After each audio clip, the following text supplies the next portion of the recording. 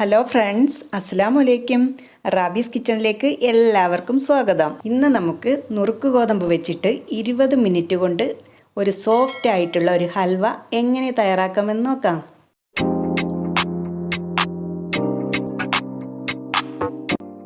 രണ്ട് മണിക്കൂർ കുതിർത്ത് വെച്ച 1/2 കപ്പ് ഗോതമ്പ് നുറുക്ക് മിക്സിയുടെ ജാറിലേക്ക് ചേർത്ത് കൊടുക്കാം. നല്ലതുപോലെ കുതിർന്ന് കിട്ടിയാൽ മാത്രമേ നമുക്കിതിൽ നിന്നും നല്ലതായിട്ട് പാല് പിഴിഞ്ഞെടുക്കാൻ പറ്റുകയുള്ളൂ. ഇനി ഇതിലേക്ക് കുറച്ച് വെള്ളം കൂടി ചേർത്തിട്ട് ഇത് നമുക്ക് നല്ലതുപോലെ ഒന്ന് അരച്ചെടുത്തിട്ട് വരാം. ഇപ്പോൾ നല്ലതുപോലെ അരച്ചെടുത്തിട്ടുണ്ട്. ഇത് നമുക്കൊന്ന് അരിച്ചെടുക്കണം. ആദ്യം ഇത് വലിയ ഹോളുള്ള അരിപ്പയിലൂടെ അരിച്ചെടുക്കണം. പിന്നീട് കുറച്ച് വെള്ളം കൂടി ചേർത്തതിന് ശേഷം ചായ അരിക്കുന്ന അരിപ്പയിലൂടെ ഒരു 3-4 പ്രാവശ്യമെങ്കിലും അരിച്ചെടുക്കണം. ഇതിൻ്റെ ഈ തവിടെല്ലാം പോയി കിട്ടിയാൽ മാത്രമേ നമുക്ക് നല്ല സോഫ്റ്റ് ആയിട്ടുള്ള ഹൽവ കിട്ടുകയുള്ളൂ. നേരത്തെ തന്നെ ഞാൻ 1 കപ്പ് ശർക്കര വെള്ളത്തിലിട്ട് അലിയിച്ച് വെച്ചിട്ടുണ്ടായിരുന്നു. അതുകൂടി ചേർത്ത് കൊടുക്കാം. ശർക്കരയും ഞാൻ അരിച്ചെടുത്തിട്ടാണ് ചേർത്ത് കൊടുത്തിട്ടുള്ളത്. ഇനി നമുക്ക് ഇതെല്ലാം കൂടി ഒന്ന് മിക്സ് ചെയ്തെടുക്കാം. ഇനി ഒരു പാൻ അടുപ്പിൽ വെച്ച് ഇത് ഒഴിച്ചു കൊടുത്തതിന് ശേഷം കൈവിടാതെ തുടരെ ഇളക്കിക്കൊണ്ടിരിക്കണം. മറ്റുള്ള ഹൽവയെ പോലെ നമുക്ക് ഒരുപാട് സമയമൊന്നും ഈ ഹൽവ ഉണ്ടാക്കാനായിട്ട് വേണ്ട. അതുപോലെ തന്നെ പഞ്ചസാര വെച്ചിട്ടും ഈ ഹൽവ നമുക്ക് തയ്യാറാക്കി എടുക്കാവുന്നതാണ്.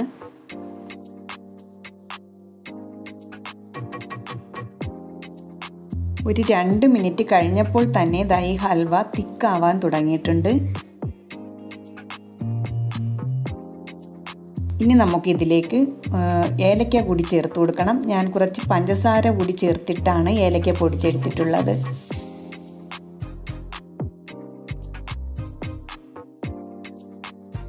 കുറച്ചൊന്ന് തിക്കായി വരുമ്പോഴേക്കും നമുക്ക് 1 ടീസ്പൂൺ നെയ്യ് ചേർത്ത് കൊടുക്കാം.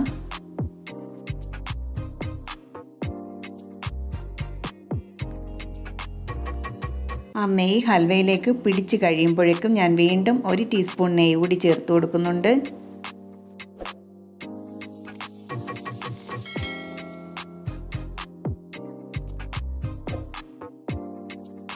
പിന്നീട് ഞാൻ 1 ടേബിൾ സ്പൂൺ വെളിച്ചെണ്ണയാണ് ചേർത്ത് കൊടുക്കുന്നത്.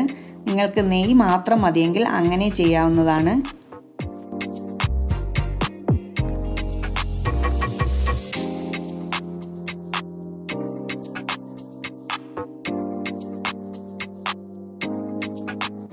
വീണ്ടും 1 ടേബിൾ സ്പൂൺ വെളിച്ചെണ്ണ കൂടി ചേർത്ത് കൊടുത്തിട്ടുണ്ട്. മൊത്തത്തിൽ 2 ടീസ്പൂൺ നെയ്യും 2 ടേബിൾ സ്പൂൺ വെളിച്ചെണ്ണയുമാണ് ഞാൻ ചേർത്തിട്ടുള്ളത്. ഇനി അതിലേക്ക് കുറച്ച് അണ്ടിപ്പരിപ്പ് കൂടി ഞാൻ ചേർത്ത് കൊടുക്കുന്നുണ്ട്. നിങ്ങൾക്ക് ഇഷ്ടമുള്ള നട്ട്സൊക്കെ ഈ സമയം ചേർത്ത് കൊടുക്കാവുന്നതാണ്.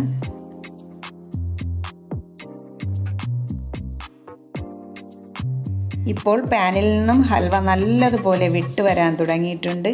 ഇനി നമുക്കിത് ഓയിൽ തടവിയ ഒരു ട്രേയിലേക്ക് മാറ്റാം.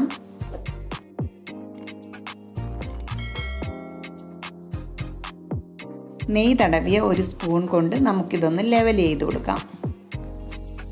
ഇനി 1/2 മണിക്കൂർ സമയം നമുക്കിത് ചൂടാറാനായിട്ട് മാറ്റിവെക്കാം.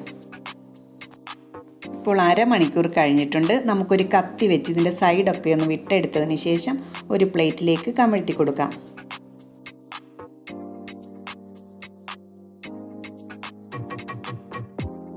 ഇനി നമുക്കിതൊന്ന് കട്ട് ചെയ്ത് നോക്കാം.